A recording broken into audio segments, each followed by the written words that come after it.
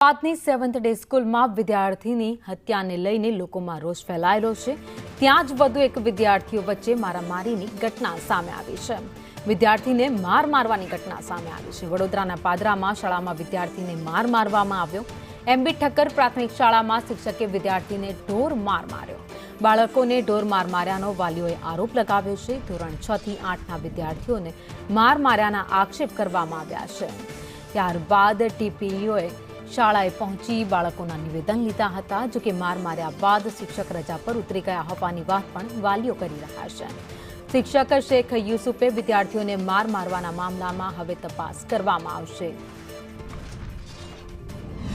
તપાસ દરમિયાન અલગ અલગ વર્ગના જે બાળકો જે છે એ બાળકો સાથે અત્યારે વાતચીત કરી રહ્યો છું અને બાળકોના સંદર્ભે જે ફરિયાદ મને મળી છે, જો એમાં તથ્ય હશે તો એ આરટી અંતર્ગત ગુનો ગણાય છે।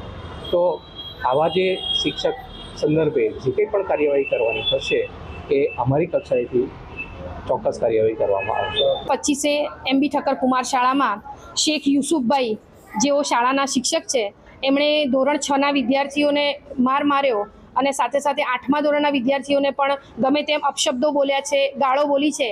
એની ફરિયાદ મારી પાસે આવી એટલે મેં એમને ઓફિસમાં બોલાવીને ઠપકો આપ્યો છે અને એ ઠપકો આપ્યા પછી સામે વાલીઓએ પણ બહુ સારો એવો રોષ એમની અંદર બહુ જ રોષ ભરેલો હતો એટલે એમણે મીડિયામાં પણ જાણ કરી અને એ ઘટના 21 તારીખે બની। એના પછી 2 દિવસથી સાહેબ સ્કૂલમાં આવ્યા નથી। આ શિક્ષકને છે ને પહેલાં સજા થયેલી જ છે।